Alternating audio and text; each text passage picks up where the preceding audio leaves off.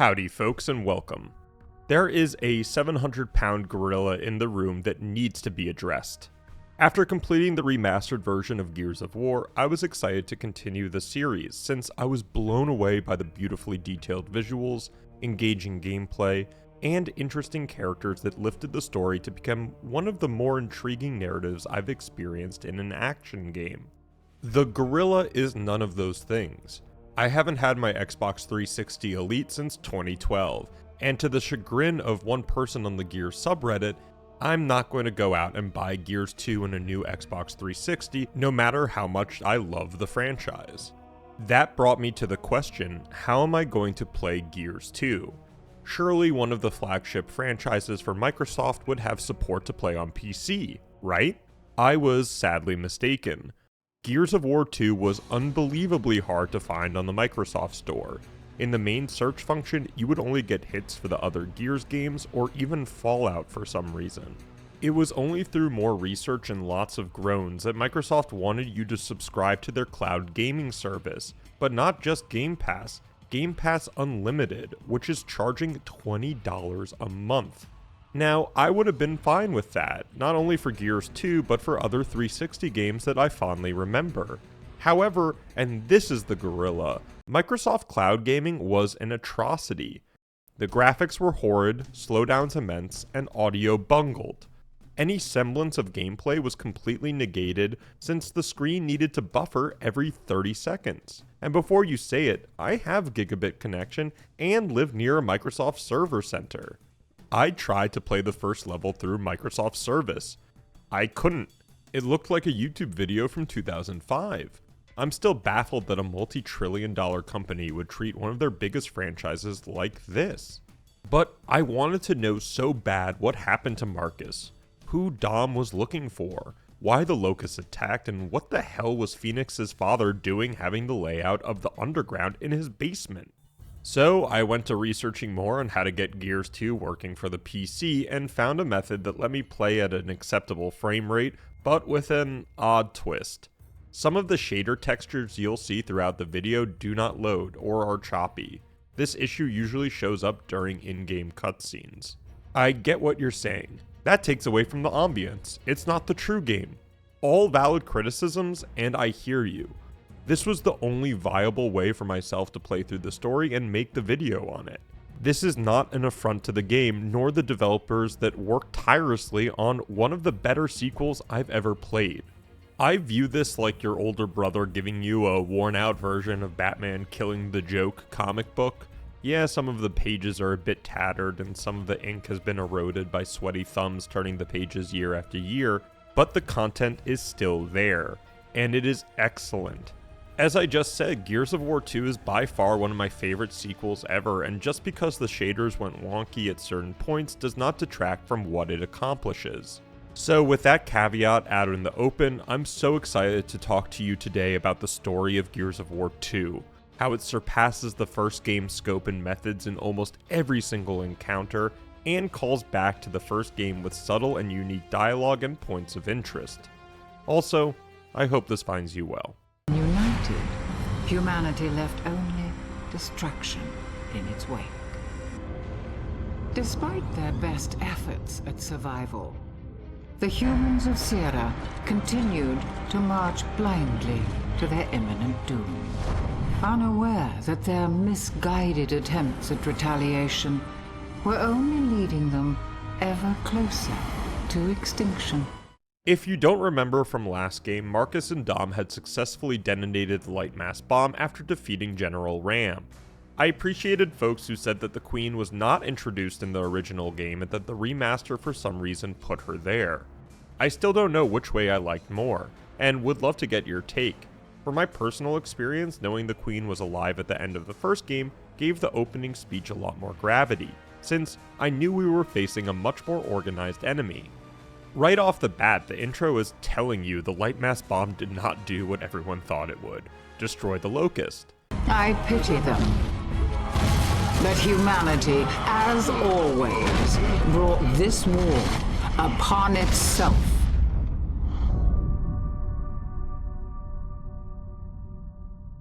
I adore the fact that you start the first mission fluidly from that cutscene. Not only does that make the circumstances feel more real, seeing the city being assaulted and knowing that there are hundreds of thousands of locusts gearing up right underneath you, it's a really cool setup. It also adds to the pacing and direction of the game. One of my critiques of Gears 1 Remaster was that it played a little hot and cold. Something big would happen and then the player would be stuck in a slow walk animation while talking to HQ. It wasn't bad, it just was felt.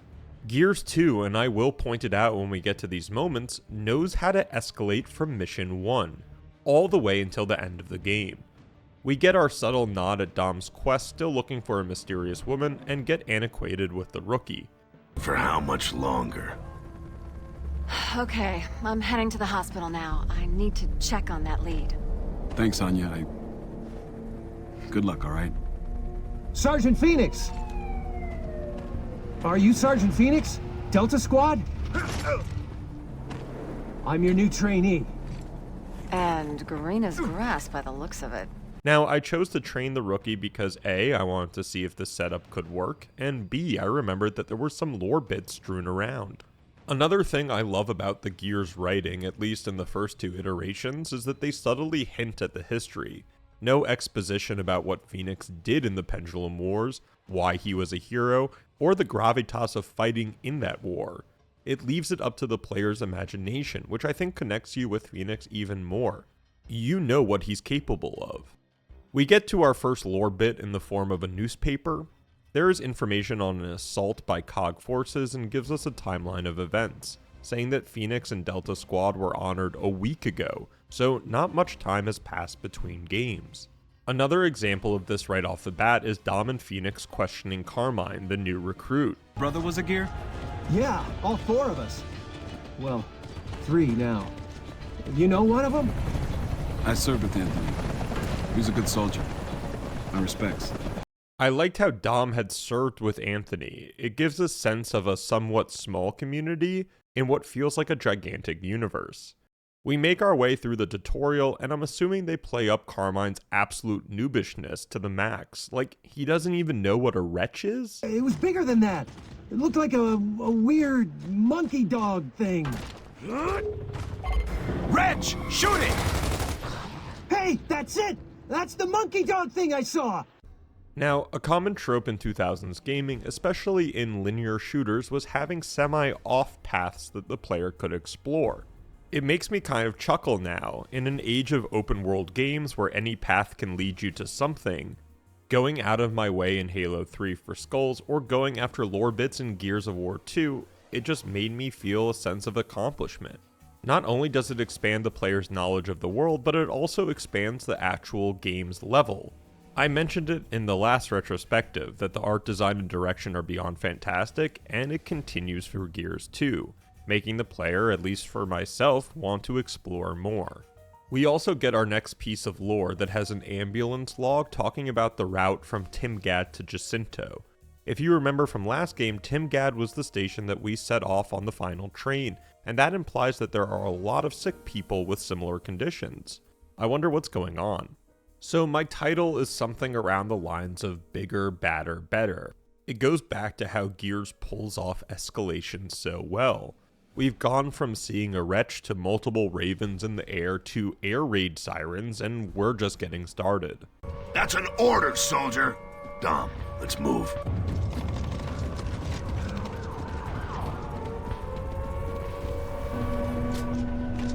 Ty, good to see you. What are we looking at? Locust raid. Follow me. Locust got some serious sacks coming in here like this. Doubt it has anything to do with courage. They just don't realize they've been sent on a suicide run. What a line.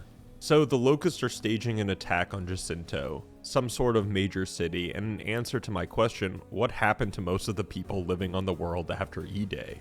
I really enjoyed the opening gameplay as well. We get somewhat of a lengthy tutorial for movement and grenades, then get placed into this big ambush.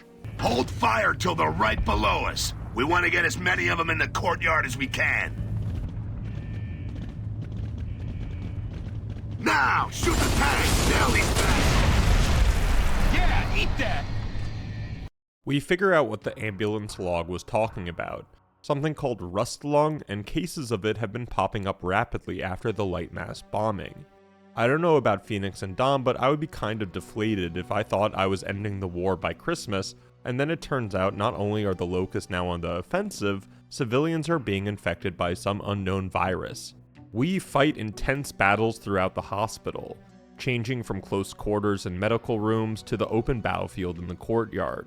I especially enjoyed these final stands, or at least that's what I call them, where you damn well know you're about to face off against a ton of enemies. The game's cover system allows the player to beat uneven odds, and it, at least, made me feel powerful and intelligent. It took a bit to adjust from the remaster's graphics to Gears 2, not the shader stuff, just how good the remaster looked while keeping the feel of the original. Gears 2 deserves that, and visually still holds up well, which is bolstered by its strong art direction. We get a lot more looks into buildings and surrounding areas outside the city, and some kind of Indiana Jones-esque temple, but we'll get there when we get there. No matter where you are in Gears 2, there is something striking to look at or beautiful to watch.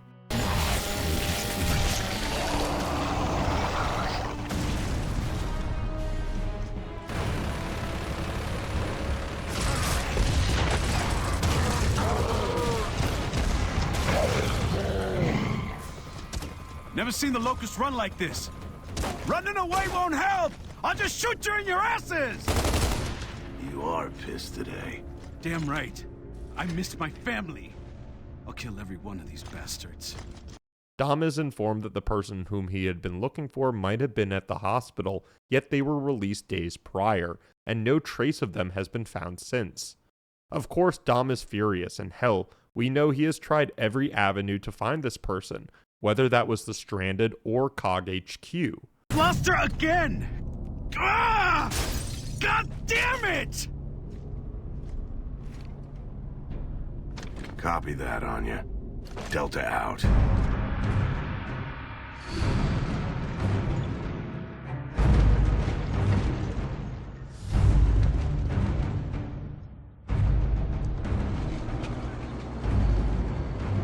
Humans are no strangers to war. After all, we've been fighting for as long as we can remember. Wait, who is this guy? In the past, we fought for emulsion. We fought for country. We fought for freedom. But all that changed after E-Day. For 15 years, we've been fighting for our very survival against inhuman, genocidal monsters. See, I don't know if I trust the cogs. There seems to be some sort of weird power order, and the line that humanity is no stranger to war. Yeah, weren't humans fighting each other for the emulsion under the same generals? Or was that much further back? I did appreciate the line that humanity has been fighting the locusts for 15 years. It gives the player a timeline and reinforces why the city in the first game looked like a nuke had gone off on it. Another part of these games that works so well is the dialogue between Marcus and his teammates. Whether that is funny one-liners or something more serious, you really feel like you're part of a group, which elevates a game's narrative. They've brought with them a force that can sink entire cities. Even Jacinto, our last beacon of hope through all these dark days, is now at risk. Soon we'll have nothing left to defend. And that means we have only one option. Attack.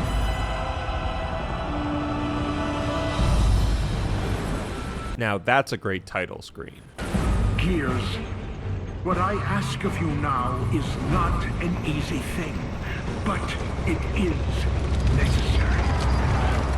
If we are to survive, if we are to live long enough to see the seasons pass, our children grow, and experience a time of peace that we have never known, we must now take this fight to the Locust. See what I mean about scale? This is an all-out assault.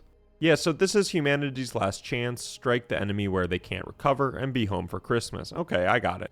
We start the assault on Betty, this gigantic war rig that instantly had me thinking, where are the production facilities for these bad boys? We also get an interesting quick dialogue with the driver, Dizzy, asking why he's even here. You a conscript? I ain't got no choice once we took the lifeboat assistance. Family got the groceries, but Daddy got conscripted. Life's a bitch like that. Delta Baird here. Apparently, I'm riding on Maryland. Now, that's kind of haunting if you think about it. That's Dizzy's father that had to take out what they called a lifeboat policy to feed his family. But that also made the father and Dizzy a part of the army. What was I saying about not trusting the COG military-industrial complex? Regardless, the music, the visuals, the anticipation, the word is epic.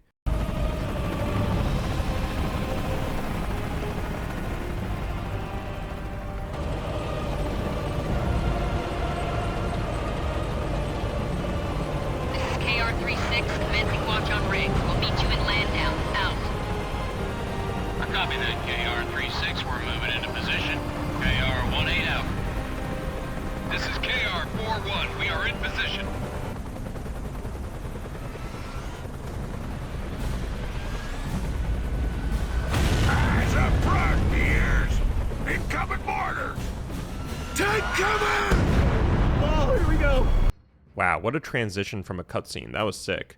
I love the sequence so much. Not only does this feel like some final battle, even though we're only 40 minutes into the game, it solidifies what Gears 2 is trying to do. Say it with me now.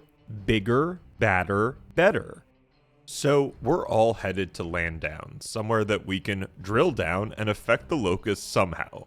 I don't know if the quest is vague for the reason that COG HQ literally doesn't tell Marcus shit most of the time, or if I missed something. But Landown seems to have more of a history than just this current assault. Another great gameplay aspect of Gears 2 is how diversified the combat areas are. Not only are the set pieces visually unique, making the player always analyze the field of battle before making movements, but they also can change. Pillars come down, cover will be destroyed, it makes most fights dynamic.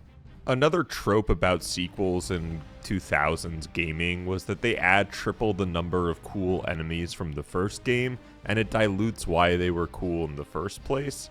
I do not have that feeling with Brumox or Reavers. If the Locusts are sending a full-out attack on humanity, they're probably going to use their whole playbook. One of the things that's in that playbook is hijacking the war rigs, which is not only scary, it shows a degree of intelligence that none of the COGs have talked about. If I thought I was facing bugs and then they started developing advanced tactics and armaments, I'd be discussing it. We get closer to Landown, which looks like something from Resident Evil. Control, Landown's in sight. Roger that. Determining launch coordinates now. Control out.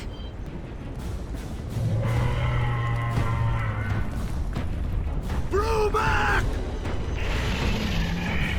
Multiple Brumox, south side of Landown. We're not out of the woods yet. Wow, the Locusts are pulling out all the stops.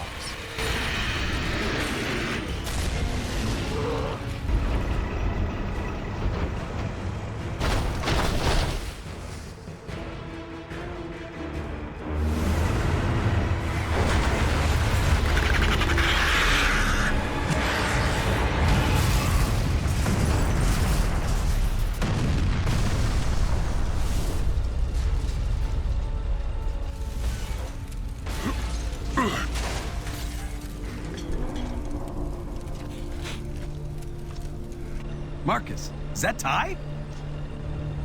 Yeah, told you he was tough to kill. Let's get down there, Gears. Ty's big rig gets blown up by Tickers, a new form of enemy, and we accept him into Delta Squad. We clear the town of Tickers and get this pretty sweet visual when HQ is talking to us. Delta, KR-51 is reporting Nemesis occupying your local airspace. Can you confirm? Nothing in sight yet, Control, but we'll keep an eye out. I remember when they took Landown, during the Winter of Sorrow. It was a bad omen. I absolutely love feeling like I'm part of a world that moves without my input. Seeing these rigs going past us made it feel like a true war effort. We also get the small line about Landdown, and Ty remembers when the town was lost in the Winter of Sorrow. Christ, guys, all this history sounds abysmal and depressing. We have another voice line from Dom about why the assault on Landdown is happening now. Marcus retorts with, "Cog got their reasons." But remember this, since it'll be brought up more throughout the story. For now, we continue through the town, avoiding mortar fire, taking out enemies from above. We also stumble on a truck driver's note. It's a bit on the nose, but it talks about them delivering ammo but outside Jacinto, near a sinkhole, without any cogs to help. The drivers question if the cogs even want to win this war, and they would have had a revolution on their hands if energy prices weren't so high and the cog weren't involved in the said war. Well, my suspicions have been magnified to say the least. Something is rotten in the state of cog. I enjoyed the change of pace that Gears 2 delivers early on. We've gone from a tutorial to a cramped hospital, epic outdoor fight to small town, and now a dark and ominous tunnel highway. Could be anything in here. Keep an eye out, Delta. I'm in. With the mega light from Betsy, we fight our way through what felt like an endless wave of tickers, but finally make it to the entrance. Wow, I love Reavers. I mean, I hate facing against them, but they're just visually awesome, and their death animation is pure gore.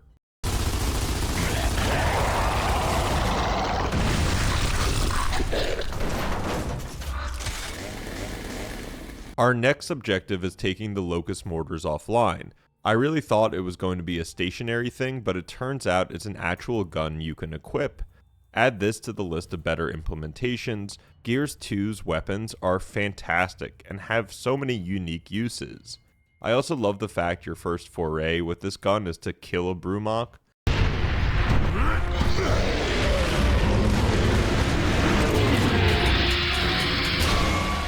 With like the 10th Brumok dead by our hand, we move on to the drill site. Damn. Talk about a graveyard. Dirty grub, shit all over this place. I got no respect for the dead. A lot of good soldiers from the Pendulum Wars buried here. Sure could use those men now. We're getting the lifts in position now. Long as Delta keeps my ass covered. Roger that. Control out. Another epic stand in a somber area. Delta, to the grind lifts. Let's go, 2x2. Oh, you could not pay me enough money to enter a grind lift. If something happens to me, promise me you'll look for Maria. You got it, Dom. No problem. And we have a name now, Maria.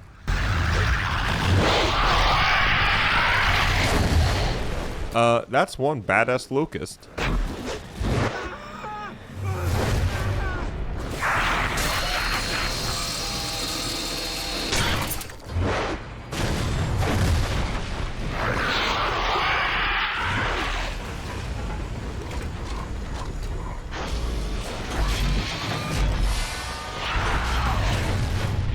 Oh, shit. What the hell is that?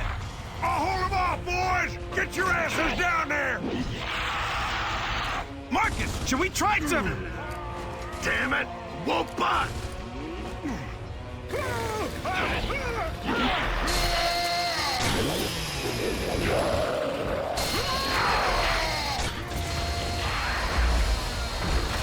Ah, fuck!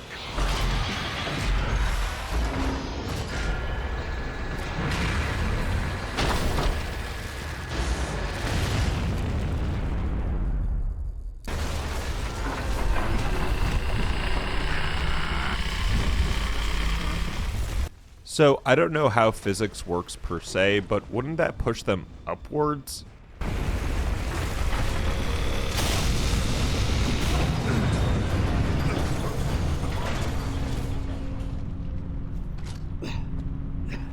Man, if Cole used to puke on a raven, he must be tagging the walls with Chook right now. Anyways, we've made it to the underground again, but Carmine has been split up during the descent, and we still don't know if Ty made it after fighting whatever that creature was.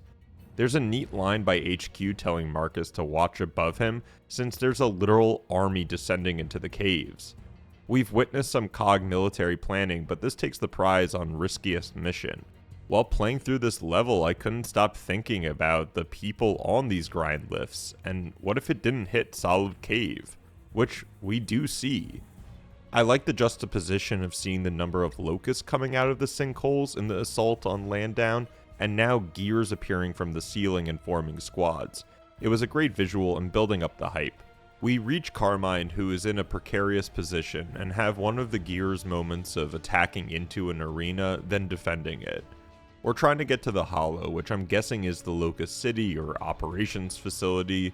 We need Jack to fix up the grind lift so we can bust down the wall. As much as I can tell when I'm in one of these gears attack and defend moments, it still works well. It's the story fusing with the gameplay, and I like that.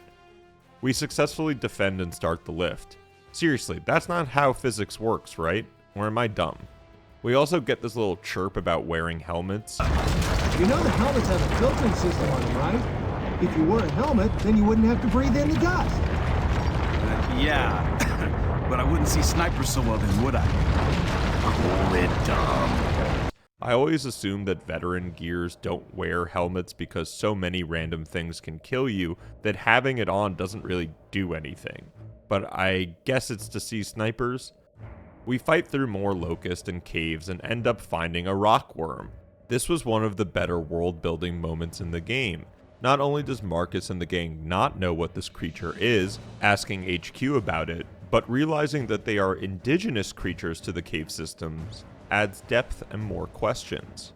Plus, the rockworm has use in the gameplay. Knocking down these cave fruits or whatever will make the rockworm move to them, starting out with small puzzles and later evolving into an important cover system in big firefights that the player has agency over.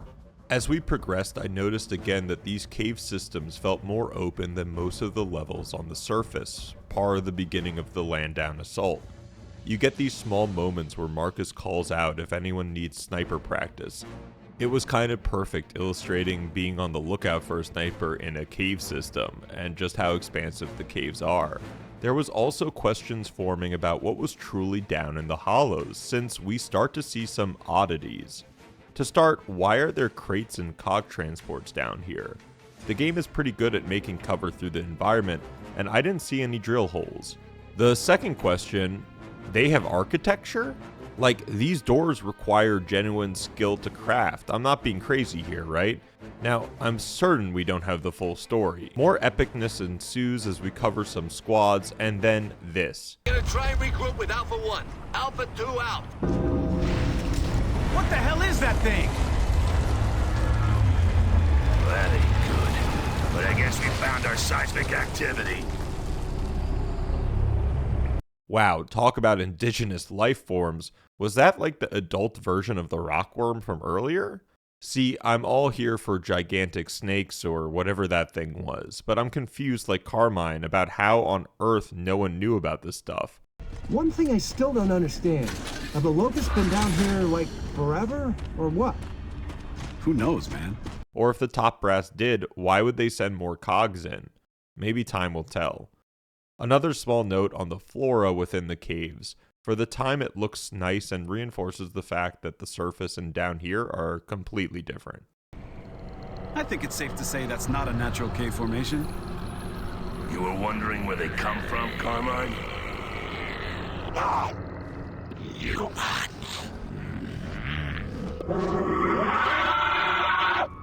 Okay, so like they have a civilization.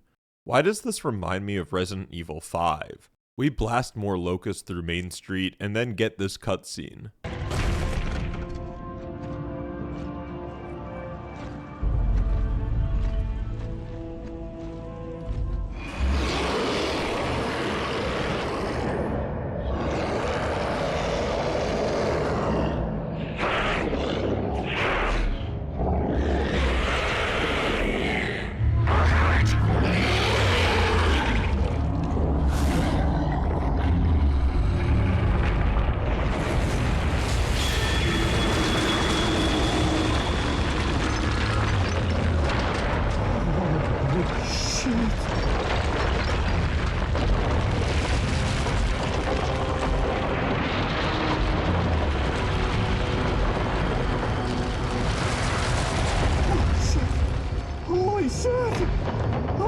Control, do you read me?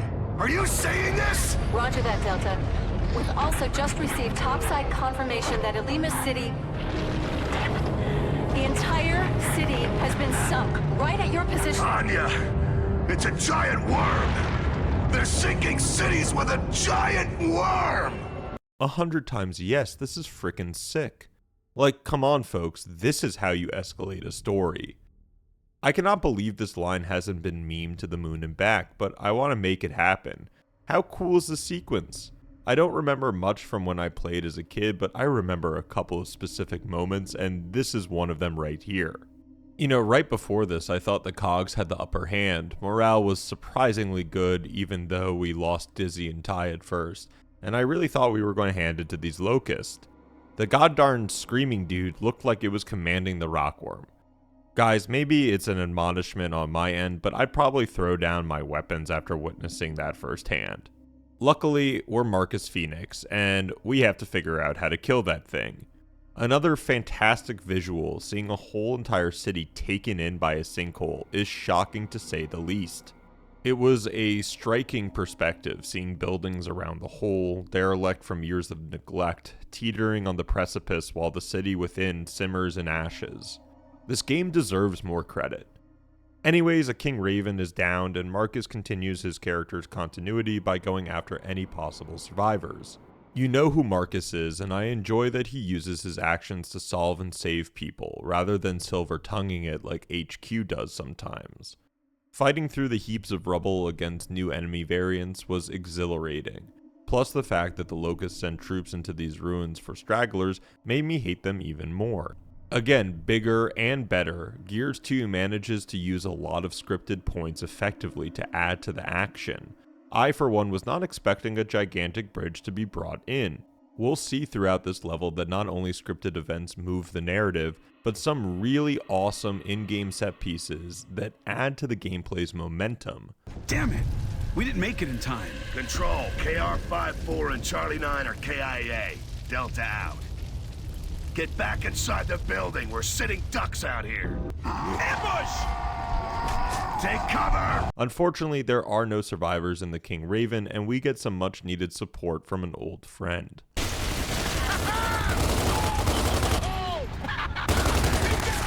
Yeah, baby! Yeah! Marcus, is that? Gotta be.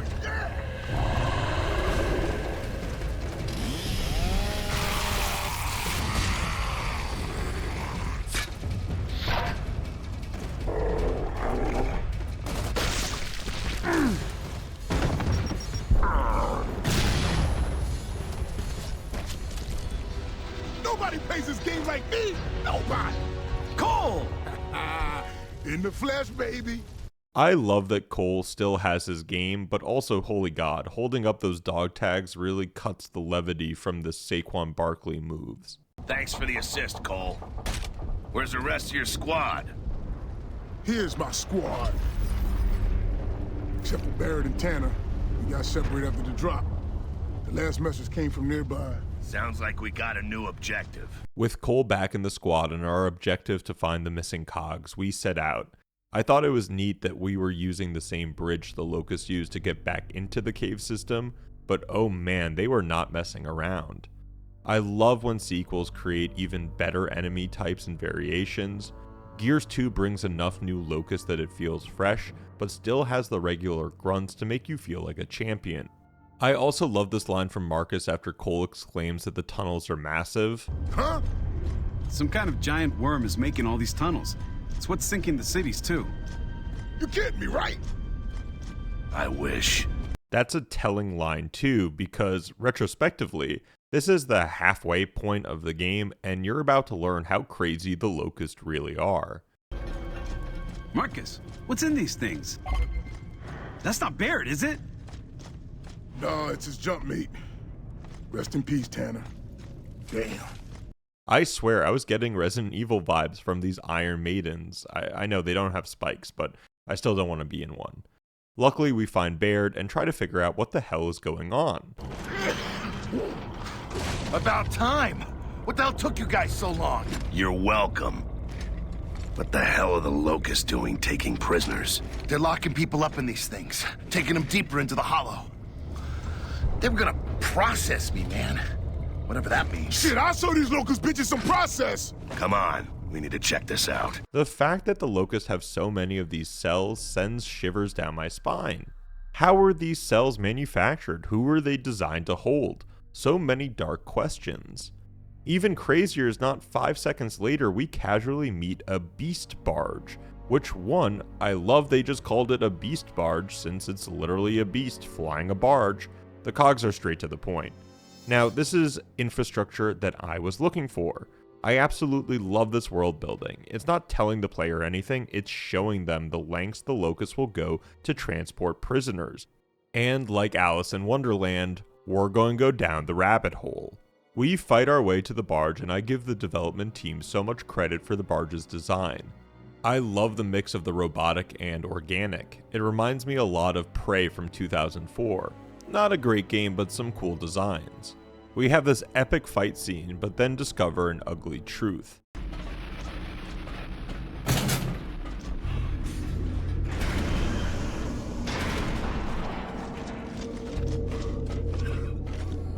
Ty, is that you?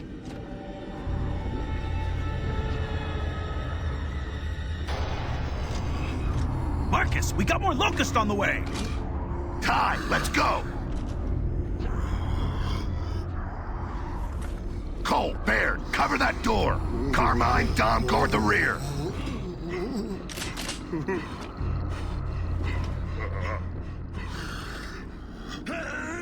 Ty! No!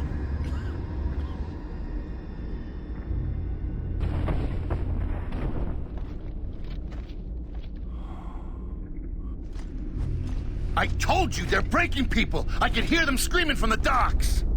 I can't believe they did that to Ty. He survives everything, doesn't he? Let's just get the hell out of here. See, this is what I mean by crazy. That's horrifying and highly effective. Since they don't even show what they did to Ty, they leave it up for the player's imagination. And Christ, the squad doesn't even have time to mourn or give a proper burial. Nope, it's take the dog tag and defend against the next wave of Locust. As we continue fighting our way through the cave system, another excellent level design implementation happens by bringing the squad into another part of the city. This was a great way to split up the long and linear cave system with some open and unique urban combat. The squad finally makes it to the pickup location, but nothing ever is easy for our guys.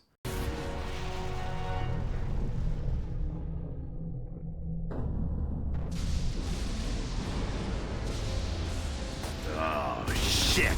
Hurry it up, 1-9, we need out of here now!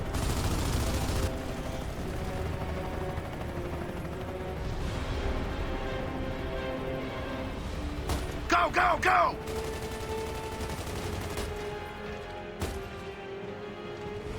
Where's Carmine? I got your back, Sarge! Get your ass in here, now! Rookie, this ain't the big game yet! Send your ass for the payoffs! We're in!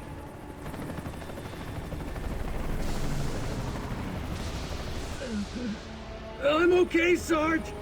I can't believe we made it.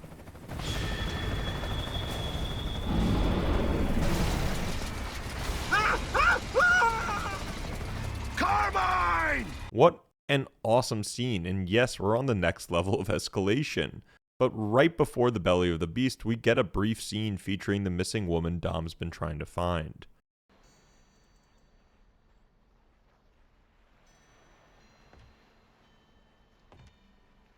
Dom. Dom! Dom! Dom! Dom, wake up! What? Huh? Dom, you okay? Tell me we aren't where I think we are. Hate to tell you, Dom. We are. So the squad finds themselves eaten by this gigantic worm, and I didn't think we'd get biblical here, but we're about to start a fire in this whale's stomach. or cut some arteries. It's another win in the level design book for Gears 2. We've gotten to see lots of different environments throughout the game so far, and I truly appreciate them deciding on this level. Regardless of its linearity, I still remember playing this level almost 15 years ago, and I'm still awestruck by it today. All of these unique animations, graphics, all took time and energy, and I feel like a lot of attention was paid to what a gigantic worm's intestinal tract would look like.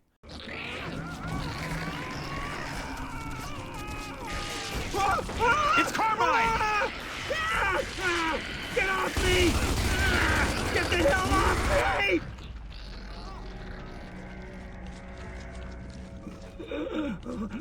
Sarge? Carmine? I hurt, Sarge. Well, Carmine dying was brutal, but we don't have time to mourn again. We have a debris wall closing in. Run! Again, the pacing is pristine. I was never bored once in my playtime, and I was so intrigued by at least one aspect of the game at all times, whether that was the narration, gameplay, visuals, or a mix of all three, it was always there. We continue, and there are some really funny small lines about the anatomy of the worm between Baird and the others. He's a smartass, but I still love him. Let's keep moving. If this is the stomach, the heart and the lungs have got to be somewhere on the other side. Yeah, as long as its physiology plays by the rules. Finally getting to the main heart, we sever the pumps and oh man, is that satisfying to watch this thing go down.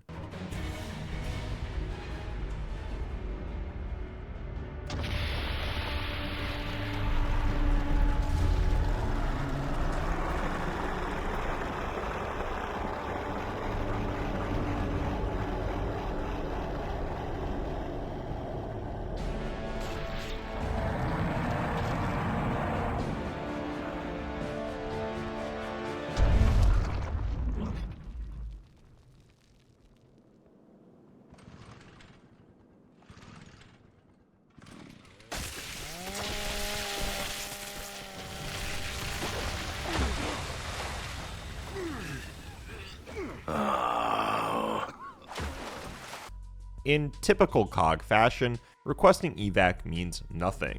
I laughed at them bringing us a tank because didn't they do this in the first game after we got out of the tunnel system? Also, do their suits have some sort of caffeine injector? Because after 34 straight hours of kicking Locust's ass, I would be sleeping in the worm's blood. Delta, this is Command. You've got new orders, Phoenix. Operation Hollow Storm continues, but we had insufficient intel on the Locust stronghold. We need to accurately pinpoint the heart of the Hollow and take out their leader. Chairman Prescott just declassified an intel file that reveals a decommissioned COG outpost near your location. Well, I've been told it'll give us a lead on the location of the Locust stronghold, and possibly some more intel on the Locust Queen as well. You and Delta are to check it out ASAP and report any findings to Command. Excuse me, sir, but what the hell? Just declassified? And what do you mean, a Locust Queen? Everything is on a need-to-know basis, Sergeant. 1,000 times yes. Secret labs, declassified documents, Locust Queen. Now I see why showing her off at the end of the first game would make some people annoyed. If the first mention of her was in this moment, I think I would have been even more hyped, since you kind of understand the Locusts aren't some dumb bug and have some functioning society. And as Marcus puts it, there is no other choice. This is the last mission, or so leadership says. Now, this level reminded me a lot of the factory for Emulsion in the first game, same atmosphere of rain and creepy derelict machinery, but again, they elevate it with a lot of challenges and an intriguing plot focus. This place doesn't look like an outpost, more like a warehouse. Probably just a facade. They've obviously been hiding something here. I am absolutely obsessed with the history of this world, even if most of it is obfuscated in the first two games. Not only are Dom and Marcus questioning the mission, but the institution they're working for. Delta, this is Command. Do you have something to report? No. Trying to reach Control. Control is offline for now, Delta. You'll report directly to Command. Keep us posted. Over. Roger that. Delta out. We're screwed. Even more damning is that the military brass has cut HQ out of the telecoms, and probably for good reason, since our first obstacle is a vault-like door with an unusual presence. Welcome to Jameson Depot. Proper identification is required for entry. You gotta be kidding me. I'm sorry, but proper identification is required for entry. Good day. Jack, rip this door, pronto.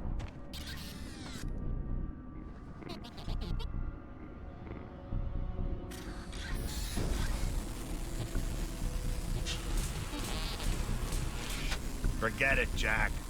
We're gonna have to blow this thing open. Baird, can you get a blast charge ready? Of course. Regular or extra strength? Extra strength. So we can't get Jack to cut through the door and need to turn the power on before blowing up Vault 101. Gears can play towards the horror genre so well that I was genuinely concerned when the game gave me a flamethrower, fearing that some ooze monster would appear. I love that the developers knew they could play both angles, and oh boy, did I love baking these wretches. You want some?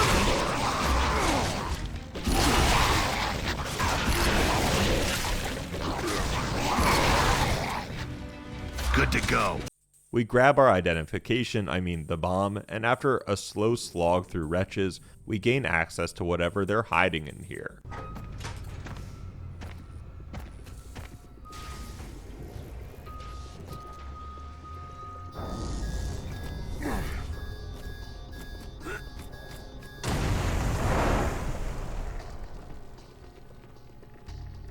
Access granted. Thank you. Carry on. The aesthetic works perfectly. The multiple monitors gives me a monolithian feel, and playing to the big brother's always watching. Plus, the amount of security this facility has makes you wonder why they needed turrets in the hallways. I was intrigued by the person or entity speaking to us about standards and practices.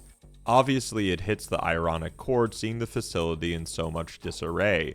It played into my thoughts of it being some sort of AI or corrupted system. You'll also find notes scattered throughout the facility talking about how foobarred this place was. Security, like cleanliness, is next to godliness. Don't you agree? Is this guy for real? Anyways, we Sam Fisher around security systems and burn wretches. Jokes aside, I do love that Gears 2 tries to differentiate movement a little bit in different scenarios. It goes back to the excellent pacing of the game and making each area unique in gameplay and aesthetics. Another visual I love from this franchise is how lived in the areas feel. Like, for as wild as this facility looks, I still think it would have functioned when operational. Going through areas like the kitchens or the restraint rooms gave it an extra oomph that I really appreciated. It's not just some underground lab facility with no windows and similar wallpaper. We also get another world detail with weather, something about a weather system moving in that doesn't sound too good. We continue through the facility and hear this person's head talking about the good of science and the foundations of society. Good empirical scientific research is the foundation of any civilized society. We'd be savages without it. Filthy savages. Oh god, we have a mad scientist on our hands. We continue to find notes. One particular got my attention, being Ruth, this 15-year-old that I guess was sent to the facility for them to help her, but it seems to have been turned into an experiment. Also, the description of her nails growing at a faster rate, but her hair creation is reduced, had me thinking, is this person turning into a locust? Oh, was I right? Hearing the voice getting more vindictive and scary, plus the growing vats with what seemed to be locusts did a number on me, and my investment in the story doubled. The COG sanctioned some sort of research, and it involved other humans. Let's see how deep that goes. Stasis tanks. But what's in them? Those aren't wretches. I don't believe that you have access to this part of the facility. Access, huh? You sure you want to go through that routine again? Proper access will prevent unexpected and most unpleasant occurrences. I assure you. After all, we don't need you running around and plugging into random computer terminals. Do we now? I love the interiors that we were witnessing. Just seeing the scale of these growing vats and all the machinery that was needed in order to conduct whatever research was going on is awe-inspiring.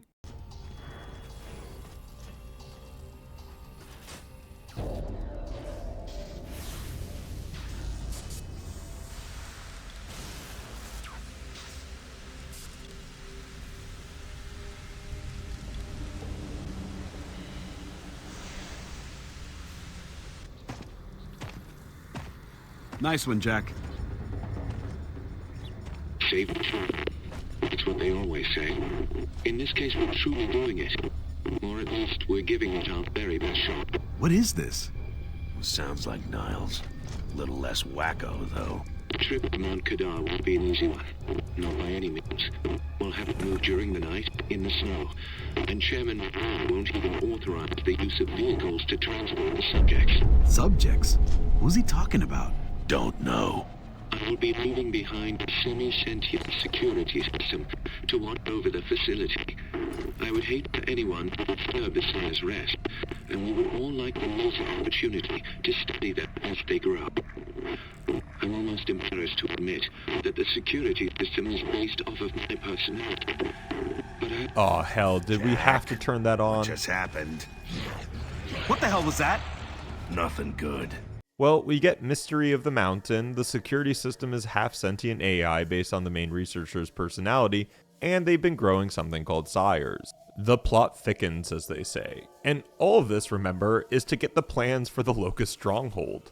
Man, this is some detour, but filled with such world building, I could have taken a whole game exploring abandoned COG facilities. They're trying to get out. Should we be trying to help them? I don't think so. We don't know what's in there. Could be something contaminated or worse.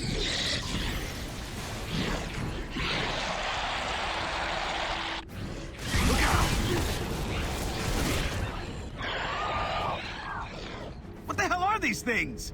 So, sires are horrifying, plus the fact that the AI system calls them a genetic bridge to the future. Yeah, I'm not about alien eugenics. If we've got a chance at shutting him down, I'm guessing this is it. Look around for a switch or a power supply. The system's getting nuttier by the second. Wow, talk about a visual. I don't even know what to call this other than high-tech industrial.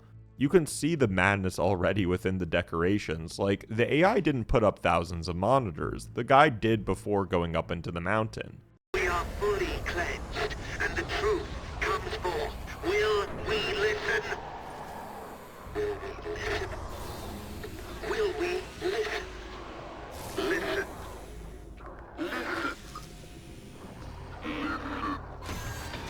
Man, glad that's over with. Anyways, our friends the Locusts show up and we do battle throughout the facility, while also avoiding Razor Hail, the weather system that was previously mentioned. This was a really fantastic sequence using the trains as cover. It was a similar feeling to the rockworms being used as cover. There is this momentum that you don't usually get during the normal combat situations. The platform movement gives a unique mechanic and genuinely feels different. Add on to that the Razor Hail which you need to take cover from, and you've got yourself one intense escape sequence. And it's not over yet. Baird needs to repair the Centaur and Reavers start to swarm. Nothing comes easily, but we do make it out in one piece.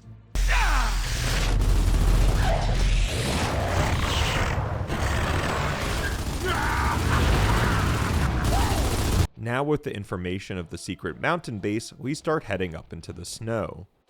I am confused a bit by this part since they still haven't answered the correlation between why the scientists going into the mountain and the Locust Stronghold being in the same place would work. If I missed something, please let me know. Regardless, we're coming up to my least favorite part of the whole game, the ice lakes. I guess there was a pattern to follow, but your tank doesn't have the best brakes, and even if you take it slow, you'll get sunk for sure.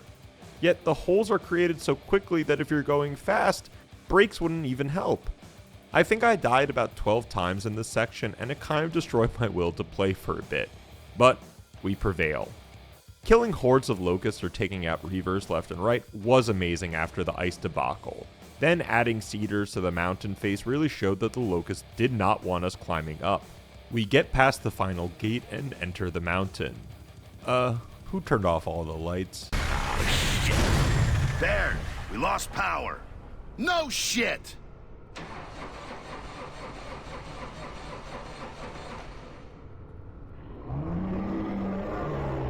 Come on, Baird! Hurry it up! I'm trying! Get off my back!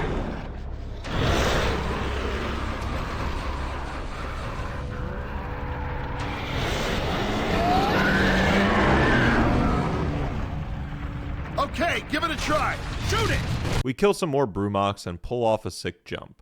Some people might not like those moments, but I think it's a good break from the horror tropes of the last 2 levels.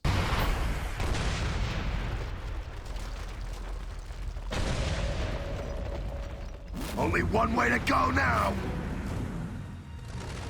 Are you crazy, Marcus? Oh, shit! We're not gonna make it! Here we go! That's it. No more jumps. All right? Ha ha! Come on, baby, let's do it again! Uh-oh, I think Brad just pissed himself. We end up finding Stranded, which definitely confused me. Like, there's no way they could survive down here for long. What the hell do they even eat? Wait, is this the frickin' gas station attendant from Gears 1? After you jackasses blew up my station and Franklin's outpost got overrun, the surface wasn't safe no more. And you guys thought down here was safe? Nowhere is, son. Not anymore. We were fine here for a few months, as long as you stayed away from the roads and Nexus. But now they're coming around where they didn't before. Kidnapping people, torturing them. Nexus? Yeah, Nexus. You got wax in your ears? Nexus is where all the locusts come from. Hey, old man. Can we get there from here? You'd have to cross the lake, but nobody does except Locust. Those waters ain't safe. Nowhere it is, right? Before you go, you ever seen this woman? Maria. And she probably has been captured by Locust and either brought to the Nexus or some work camp, which, Christ, the Locusts have been taking humans to make them as slaves? Gnarly doesn't foot the bill. Also, the old man talking about a highway system for down here makes little sense, but I guess we'll see what he's talking about.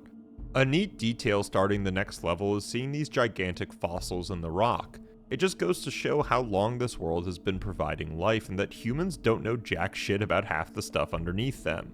Going towards the Nexus or the Locust Stronghold brings a lot of questions on Marcus and Dom's journey. Mostly about how the hell the Locust could construct all these buildings which look hundreds of years old in the last, 20 years of the war? Something isn't adding up. If humans created the Locust, then who created this ancient infrastructure down here? Also, why is there just a human-sized rowboat at their dock? What is going on? But there was no time to think as we get attacked again by gunboats and make our makeshift float work. Look out! Hold on! Why'd they just drop off?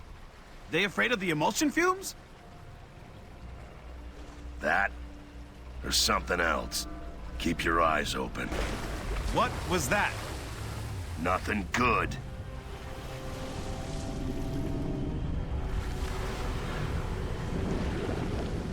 We need to get off this thing, man!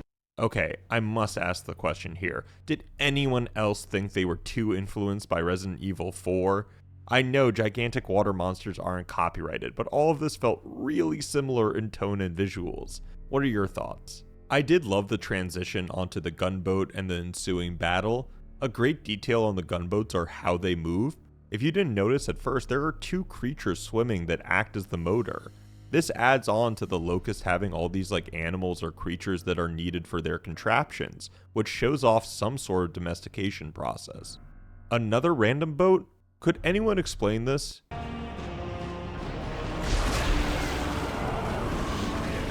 Where is it?